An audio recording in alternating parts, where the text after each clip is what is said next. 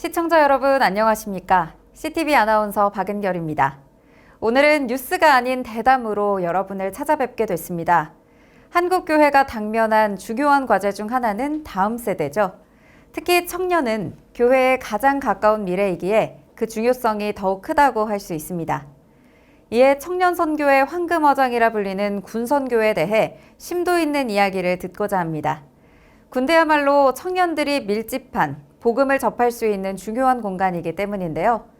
이를 위해 백구회기 총회 군선교부 부장이신 유광철 목사님을 모시고 군선교부가 진행하고 있는 주요 정책과 사업 방향에 대해 들어보는 시간을 갖겠습니다.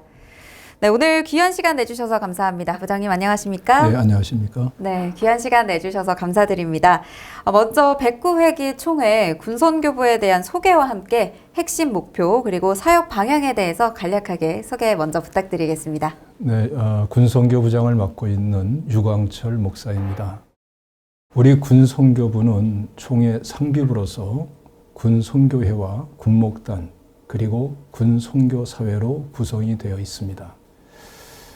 백구회 군선교부는 기본적으로 그동안 군선교부가 감당해왔던 기존 업무에 충실하면서 변화된 군선교 현장에 맞는 정책을 수립해서 군선교의 효과적인 열매를 거두려고 합니다. 네, 소개 감사드립니다. 그렇다면 이번 회기 군선교 사업 중에서 특히 비중 있게 다뤄졌던 업무는 어떤 게 있었을까요? 여러 가지 업무들이 있었습니다마는 작년 9월 달에 군종사관 후보생 고시에서 7명이 전원 합격하는 성과를 거두었고요. 12월 달에는 사랑의 온차와 근무자용 보온팩을 나누어주는 사업도 있었습니다. 그리고 올해 2월에는 10개 교단으로 이루어진 한국교회 군선교회 연합 조찬기도회를 우리 군선교부가 주관해서 잘 감당했고요. 또 군선교회 총회, 또 군목 후보생 강도사 고시도 있었습니다. 이때도 11분 모두가 해당 분야에서 다 합격을 하였습니다. 네, 많은 사역들이 있었군요. 그 중에서도 사랑의 온차는 국군 장병들에게 큰 위로가 됐을 것 같습니다.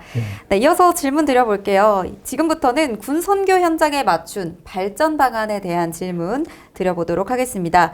백구회기 총회 군선교부가 진행한 3대 추진 사업이 있더라고요. 군선교 정책 연구, 군인교회 입양운동, 그리고 청년 군선교사 파송운동 이렇게 있는데 먼저 군선교 정책 연구에 대해서 이야기해볼까 합니다. 먼저 이 연구에 대해서 설명을 해주시고요. 연구가 필요한 배경 그리고 정책 연구를 어떻게 구상하고 계시는지 말씀 부탁드리겠습니다. 그동안 해외 선교에 관심이 집중되어 있던 한국교회의 선교 패러다임이 국내 이주민 선교로 전환이 되고 있습니다. 이러한 흐름에 힘입어서 우리 군선교부에서는 군선교에 대한 관심을 집중시키면서 열매를 맺고자 합니다. 그러나 군선교 분야는 선교 정책 연구와 수립이 긴급하게 필요한 현실입니다. 왜냐하면 그동안 사회적 변화와 함께 군선교 현장의 변화가 가속화되었기 때문입니다. 그래서 백구회기 군선교부는 그동안의 정책 연구 과제를 정하기 위해서 꾸준히 리서치를 하고 있었습니다. 그 결과로 군선교 정책 세미나가 최소한 2회 이상 필요하다라는 결론을 내리게 되었습니다. 1차는 군선교 정책 분야를 3개 분야로 나누어서 6월 달에 할 계획인데요. 군선교 정책 연구 세미나를 가지려고 합니다. 그리고 2차는 그 결과와 함께 추가 리서치를 하고 8월에 정책 수립 세미나를 갖고자 합니다.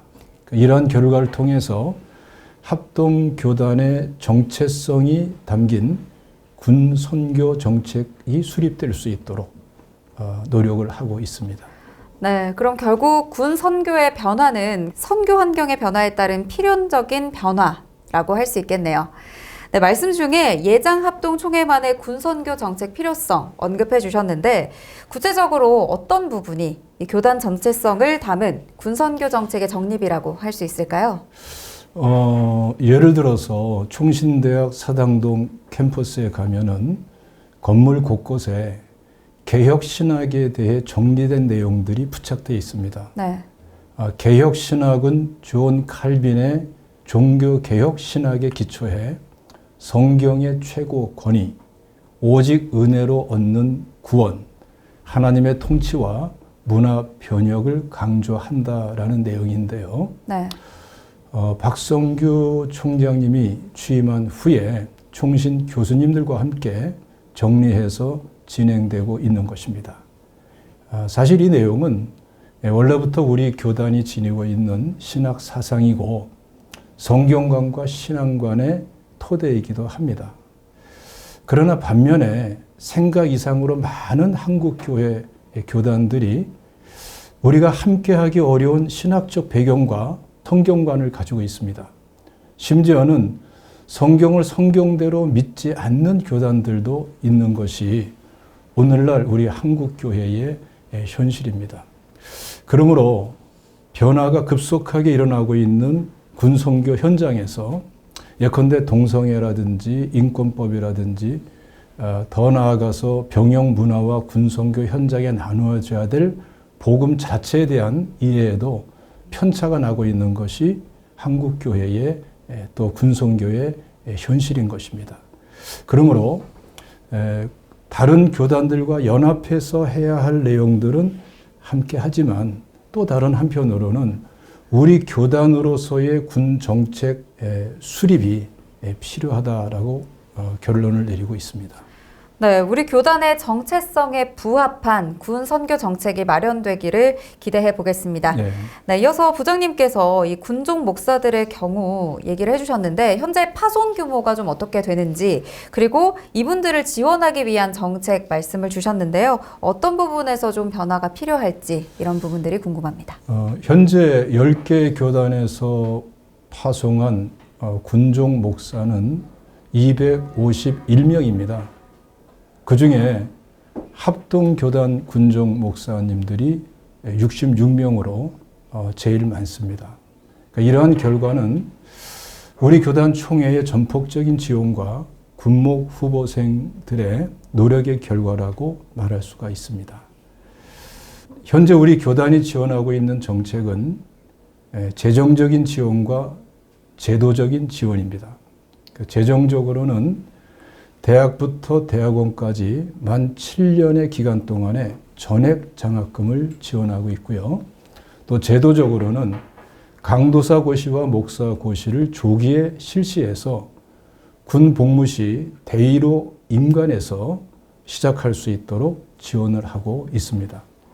그러므로 군 선교부가 앞으로 보완해야 될 정책은 오히려 군목들이 군 목회자와 군 선교사로서 직무를 잘 감당할 수 있도록 군목 스스로가 자신의 자질을 향상을 위해서 노력할 수 있는 또 거기에 뒷받침되는 정책을 구체화시키는 것이 필요하다고 생각합니다. 네, 군 목회자와 함께 군 선교사의 자질 향상에 대한 이 정책의 필요성도 함께 언급을 해주셨는데요. 군 선교사는 민간 사역자인가요? 아무래도 시청자분들께서는 이 군 선교사 그리고 군종 목사와의 그 차이점을 잘 모르실 것 같아서 군 선교사와 군종 목사가 어떤 차이가 있는지 또 어떤 지원 정책이 필요하다고 생각하시는지 여쭤보겠습니다.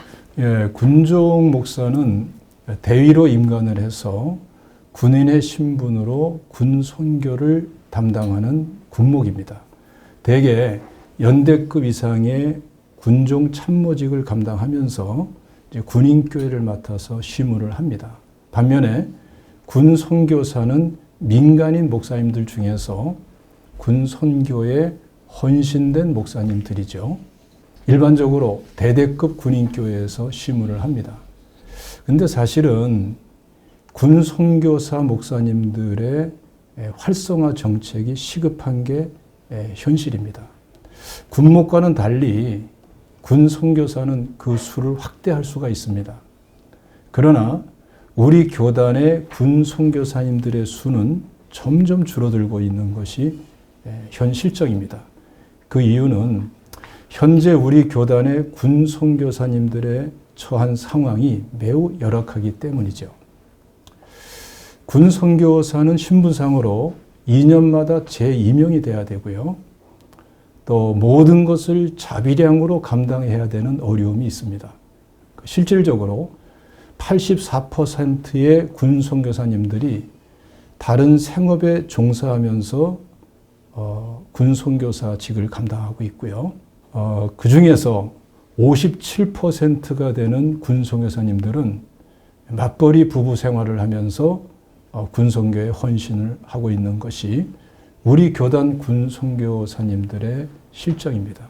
그러므로 군 선교사 목사님들과 사모님들은 군 선교에 대한 자부심은커녕 자존감마저 낮아진 상태에서 군 선교에 헌신을 하고 있는 것입니다. 이런 상황 때문에 우리 군 선교사 목사님들의 수가 점점 줄어들고 있고, 실제로 현재 통합교단과 비교하면은 통합교단의 군 선교사님들의 수는 106명이 되고 있는데, 반대로 우리 합동교단의 군 선교사님들의 수는 53명으로 딱 절반이 되어 있습니다. 그나마도 현재 은퇴 연령이 되어서 은퇴를 앞에 두고 있는, 또 은퇴 나이가 지난 7분의 군 선교사님들이 계신데, 그 뒤를 이어서 사역을 감당할 지원자도 없는 것이 현재 우리 군 선교사님들 현장에 일어나는 그러한 문제인 것입니다.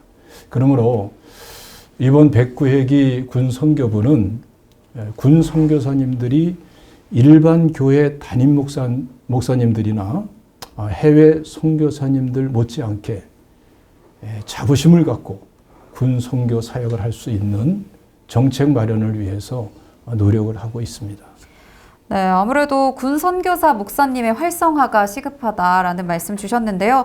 현장의 어려운 상황 때문에 그 수마저도 점점 줄고 있다라는 말씀 주신 만큼 앞으로 군 선교사분들이 더 활성화될 수 있는 제도적 뒷받침이 마련되기를 기대하겠습니다. 네, 두 번째 추진 사업인 군인교회 입양운동 넘어가겠습니다. 입양이라는 단어 때문에 꽤 인상적으로 보이기도 하는데요. 군부대 교회의 입양을 전국 노회가 감당하자는 취지로 보입니다. 구체적으로 어떤 내용의 사업 전개를 좀 고려하고 계시는지요? 예, 여러 가지 과제가 많은 것이 군 선교라는 특수 현장입니다. 그런데 군목이나 군 선교사 목사님들이 혼자 그 모든 것을 감당하기에는 힘이 겨운 일이죠. 그렇기 때문에 우리 교단의 166개 노회와 노회 소속되어 있는 교회들이 1개 이상의 군인교회를 입양해서 군인교회와 또 군목 또는 군 선교사님들과 동역하자는 취지를 가지고 있는 것입니다. 자매결연의 기본 개념은 두 단체가 서로 돕거나 교류하면서 친선을 도모하는 것이라면은 군인교회 입양은 가능하기만 하면은 말 그대로 해당 군인교회를 자기 가족으로 또는 자기 교회로 받아들이자는 개념입니다. 이런 맥락에서 교단적인 정책이 뒷받침이 된다면 군인교회를 입양하는 노회와 교회에서 입양한 군인교회를 지속적으로 돌봐줄 수 있는 여건 조성이 될 수 있고요.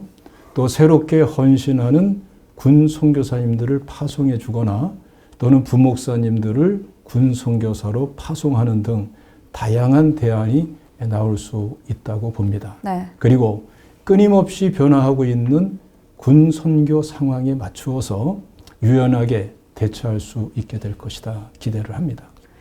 네, 그저 교류나 친목, 친선을 넘어서 앞으로 가족이자 자기 교회로 받아들이는 게 입양이다, 군인교회 입양운동이다라고 네. 말씀을 해주셨는데 다양한 대안들도 함께 말씀을 해주셨습니다.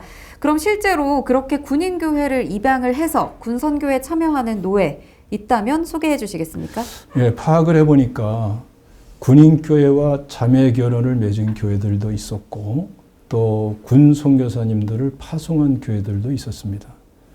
그리고 그렇게 파송된 군 선교사님들의 수가 약 15% 정도가 되었습니다. 그런데 군인교회를 입양해서 함께 동역하는 교회들은 사실 좀 찾아보기가 어려웠습니다. 그리고 이렇게 자매결혼 형식이나 파손 형식을 취하는 교회들의 대부분은 약간의 생활비 지원이나 또는 사역비 지원 등의 역할을 하는 데에 머물러 있는 것이 군선교 현장이었습니다. 그만큼 현실적으로 좀 어려움이 큰 상황으로 보이는데요. 노회들이 군선교의 뜻을 갖고 앞으로 군인교회 입양에 더욱더 적극적으로 참여하면 좋겠다는 생각이 드네요. 예. 이번에는 3대 추진 사업 중 마지막인 청년 군선교사 파송운동에 대해서 이야기 나눠보겠습니다. 군종 목사 그리고 군선교사에 이어서 청년들을 군선교 사역자로 세우자라는 취지로 보이는데요. 자세한 설명 부탁드리겠습니다. 저도 목회를 하고 있습니다만은 사실 각 교회 담임 목사님들이 군 입대를 앞두고 있는 청년들에 대해서 가장 안타까워하는 것은 군 입대 후 청년들의 신앙생활을 돌보기가 어렵다는 겁니다. 그렇죠. 이 청년 군선교사 파송 운동은 사병으로나 하사관 또는 장교 등으로 입대하는 청년들을 평신도 선교사로서의 사명감을 갖고 파송되도록 하자는 개념입니다. 입대 전에 담임 목사님과 또는 군목, 군선교사, 군종들과의 연계 속에서 신앙생활을 하면서 함께 복음을 나누고 양육받는 효과를 얻고자 하는 것이고요. 이렇게 할 경우에 군에 입대한 청년들의 신앙생활을 현재보다 더 효과적으로 돌볼 수 있는 그러한 여건이 조성이 되고 또 신앙적으로 돌봄을 받는 입장에서 오히려 전도자로 나아가선 양육사역자로 그 입장을 전환시켜 줄 수 있는 효과도 나타날 것으로 기대를 합니다.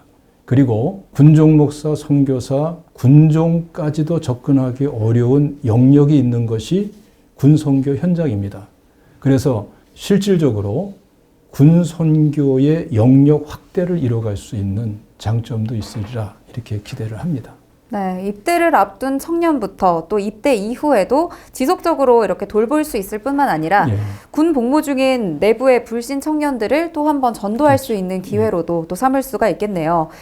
전도자에서 양육 사역자로까지 또 전환될 수 있다고 하니까 이 부분 좀 기대하시면서 사역해 보시면 좋을 것 같습니다.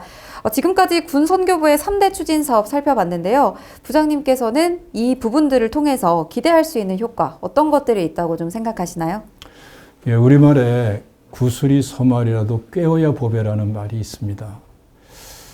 그동안에 연구되고 논의되어 왔지만 흩어져 있는 그 많은 자료들을 함께 모으고 또 이번에 준비돼서 또 정책 연구로서 또 정책 수립으로서 반영될 내용들이 잘 하나로 이렇게 정책화되어서 군선교 정책이 세워진다면은 보다 효과적이고 풍성한 군선교 열매를 맺을 수 있으리라 기대를 합니다. 네, 감사드립니다. 이제 마지막 질문 드리겠는데요. 오늘 대담을 이제 마무리를 하면서 우리 CTV 구독자분들과 그리고 전국교회 성도님들께 마지막으로 한 말씀 부탁드리겠습니다. 네. 깊은 데로 가서 그물을 내려 고기를 잡으라는 말씀이 생각이 납니다. 흔히 군선교 현장을 가리켜서 황금 어장이라고 표현도 하고 또는 청년 선교의 마지막 보루라고까지도 말을 합니다. 이제는 한국 교회와 우리 교단의 노회들 그리고 교회들이 바로 그곳에 가서 그물을 내려 고기를 잡는데 관심을 집중할 때가 되었다고 생각합니다. 많은 관심과 기도를 부탁드립니다. 네, 부장님 오늘 귀한 말씀 감사드립니다. 군선교부의 정책 사업들이 좀 성공적으로 추진돼서 군선교의 활성화가 되기를 기대하겠습니다. 오늘 귀한 말씀 전해주셔서 감사합니다. 예, 감사합니다. 총회 군선교부의 3대 추진 사업이 결실로 나타나기 위해선 군선교부의 지속적인 노력과 함께 총회의 관심과 지원도 필요할 것 같습니다. 이를 뒷받침할 수 있는 제도적인 변화도 일어나야 하겠는데요. CTV 대담은 여기까지 하겠습니다. 시청해주신 여러분 고맙습니다. 고생하셨습니다. 수고했습니다.